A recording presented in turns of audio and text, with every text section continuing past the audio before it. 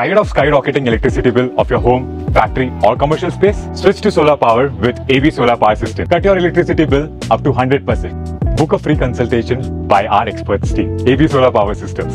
Zero your electricity bill by powering a cleaner tomorrow. Battlefield యుద్ధభూమిలో పాకిస్తాన్ పైన స్పష్టమైన ఆధిక్యత మన సైనిక బలగాలు ప్రదర్శించాయి. ఇందులో ఎవరికి డిస్ప్యూట్ లేదు. ఈవెన్ ఇంటర్నేషనల్ ఎక్స్పర్ట్స్, అంతర్జాతీయ మీడియా కథనాలు, చివరకు పాక్ ప్రధానమంత్రి స్టేట్మెంట్లు కూడా క్లియర్గా తెలియజేస్తున్నాయి. ఇండియా సుపీరియారిటీని ప్రదర్శించింది. కానీ ఈ మిలిటరీ సక్సెస్ను డిప్లొమాటిక్ సక్సెస్గా ఇండియా మార్చుకోగలిగిందా? ఇది ఇప్పుడు వస్తున్నటువంటి ప్రశ్న. సైనిక విజయం, మిలిటరీ విజయం సాధించాం, కానీ అంతర్జాతీయంగా పాకిస్తాన్ ఐసోలేట్ చేసే దౌత్య విజయాన్ని సాధించామా? ఎస్, కొన్ని అంశాలలో పాకిస్తాన్ ఐసోలేట్ చేయగలిగిన మాట నిజం. ఇప్పుడు ఏ ముస్లిం దేశాలు కూడా పాకిస్తాన్కు సపోర్ట్గా ముందుకు రాలేదు, ఎక్సెప్ట్ తుర్కీ అండ్ అజర్బైజాన్. పాకిస్తాన్కు అండగా ఉంటామన్న నేషన్స్ మూడే: చైనా, తుర్కీ, అజర్బైజాన్. కానీ అదే సమయంలో ఈ ఆపరేషన్ సింధూర్, అంతకుముందు పహల్గాం దాడులు జరుగుతున్న సమయంలోనే ఏమయ్యాయి?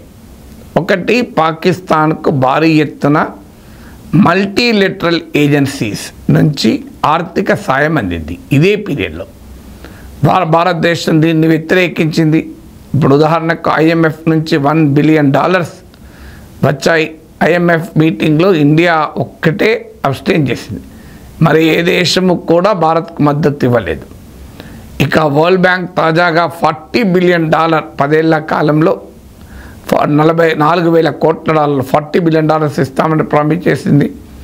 తాజాగా ఏషియన్ డెవలప్మెంట్ బ్యాంక్ $800 మిలియన్ సాయం పాకిస్తాన్కు ప్రకటించింది. ఈ ఆర్థిక సాయము పహల్గాం దాడులు, ఆపరేషన్ సింధూర్కు ప్రతిస్పందనగా భారతదేశ పౌరులపైన, మిలిటరీ స్థావరాలపైన పాకిస్తాన్ దాడి చేస్తున్న సమయంలో పాకిస్తాన్ తీవ్రవాదాన్ని ప్రోత్సహిస్తున్న స్పష్టంగా అర్థమవుతున్న సమయంలో కూడా IMF, world bank, Asian development bank, financial action task force, a international agency కూడా పాకిస్తాన్ శిక్షించటానికి ముందుకు రాలేదు. వాస్తవంగా పాకిస్తాన్కి అప్పులు ఇవ్వడం అనేది నాట్ ఈవెన్ ఎకనామిక్ ప్రూడెన్స్, ఆర్థికంగా కూడా సరైనది కాదు. ఎందుకంటే పాకిస్తాన్ ఎకానమీ దివాలా తీస్తుంది. అలాంటప్పుడు ఎలా సాధించాం? మల్టీలెటరల్ ఏజెన్సీలో IMF, వరల్డ్ బ్యాంక్, ADB లాంటి వేదికల పైన పాకిస్తాన్ను మనం ఐసోలేట్ చేయలేకపోయాం.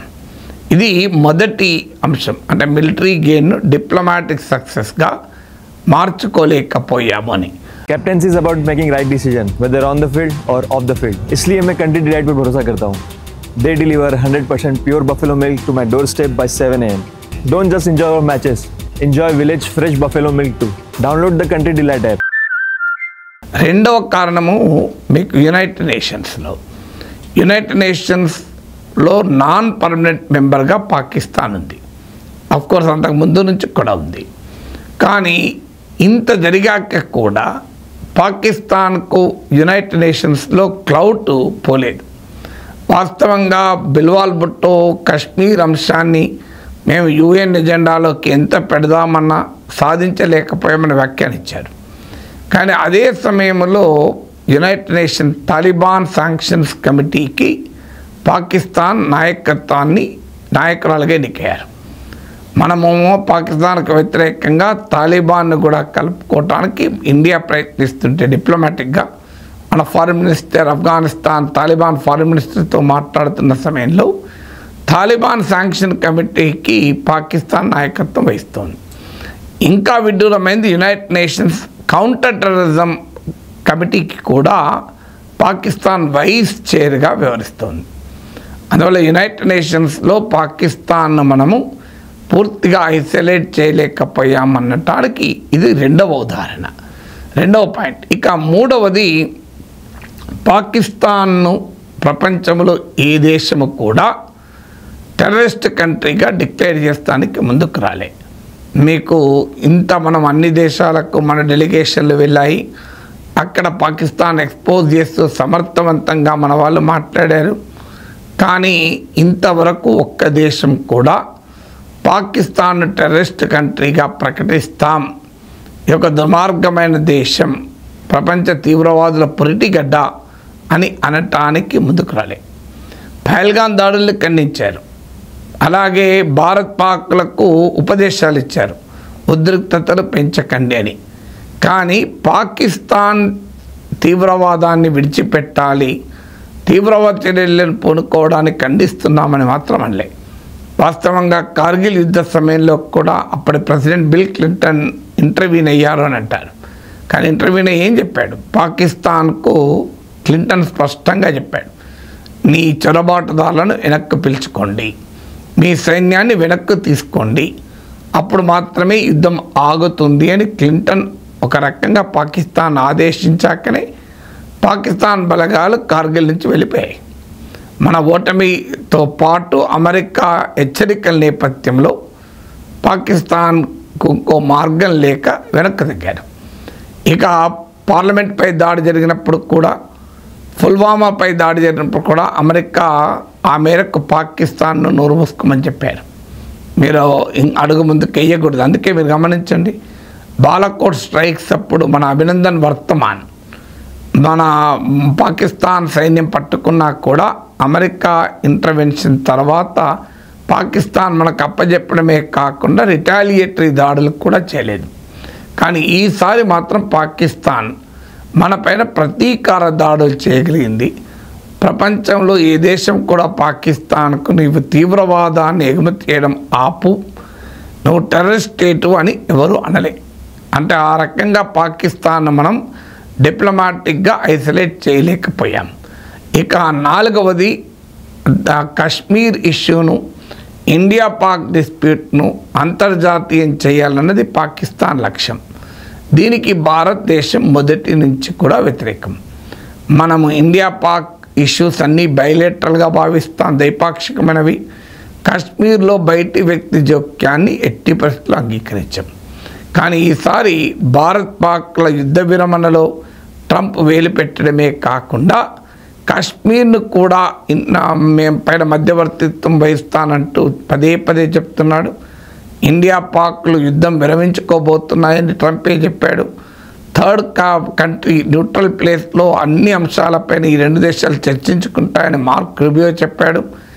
ఆ రకంగా భారత్ పాక్ విభేదాల్ని కాశ్మీర్ను అంతర్జాతీయం కాకుండా మనం ఆపలేకపోయాం. ఇది నాలుగవది. ఐదవది, అమెరికాతో మనం వ్యూహాత్మక మిత్రదేశంగా మారాం చాలా కాలంగా. కోల్డ్ వార్ పీరియడ్లో మనం సోవియట్ అనుకూలంగా ఉన్న పోస్ట్ కోల్డ్ వార్ పీరియడ్లో మనము క్లియర్గా ప్రో అమెరికన్ స్టాండ్ తీసుకున్నాం. అనేక అంశాల్లో మనం ప్రో అమెరికన్ స్టాండ్, అమెరికా ఆదేశాల మేరకు, అమెరికా ఒత్తిళ్ల మేరకు ఇరాన్ నుంచి మన చమురు దిగుమతులు మనం ఆపుకున్నాము. మనం అమెరికా మిత్రదేశాలైన Israel, Saudi Arabia, United Emirates close అయ్యాం. అమెరికా కోరిక మేరకు మనము చైనాకు వ్యతిరేకంగా జపాన్, ఆస్ట్రేలియా, అమెరికాలతో కలిసి క్వాడ్లో చేరాము. సో ఇంత క్లియర్గా మనం వ్యూహాత్మక భాగస్వామిగా మారాము. అయినా కూడా అమెరికా మనను, పాకిస్తాన్ ఒకే ఘాటున కట్టింది. ఐఫనేట్ అంటారు, ఐఫనేట్ అయింది. సో ఇది భారతదేశం పాకిస్తాన్ ఐసోలేట్ చేయలేకపోవడానికి మరో ఉదాహరణ.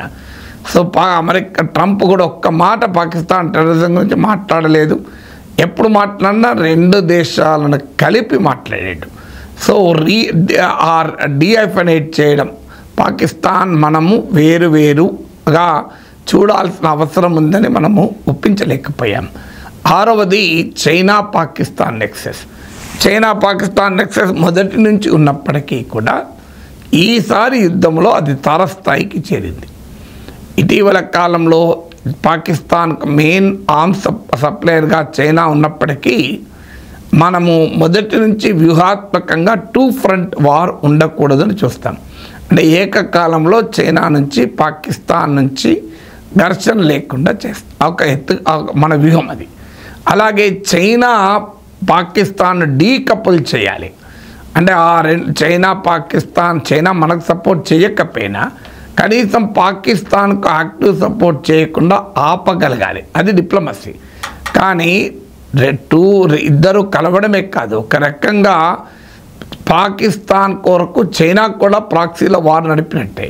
ఎందుకంటే చైనీస్ ఎయిర్ డిఫెన్స్ నుంచి మొదలుకొని చైనీస్ యుద్ధ విమానాల వరకు పాకిస్తాన్ ఇండియాపై జరిపిన దాడుల్లో చైనా ఒక రకంగా భూమిక పోషించింది.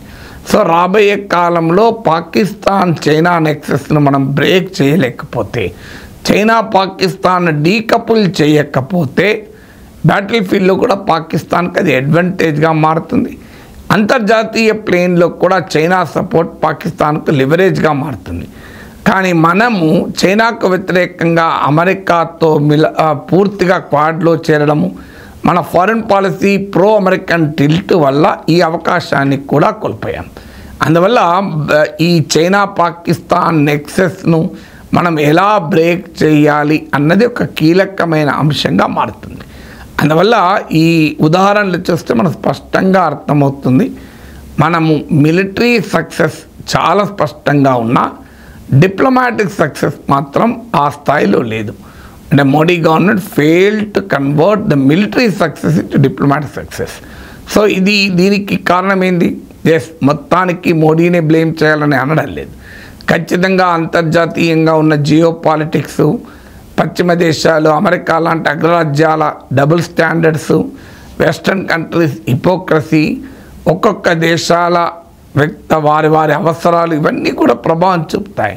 కానీ డెఫినెట్గా మన ఫారిన్ పాలసీని సరిగా మనము ఒక రకంగా బ్యాలెన్స్ మెయింటైన్ చేస్తూ మన జోలికి ఎవడు రాకుండా మన మాట వినేలా చేసుకోవడంలో మాత్రం వి ఆర్ ఫాలెన్ షార్ట్ అనేది క్లియర్గా అర్థమవుతుంది.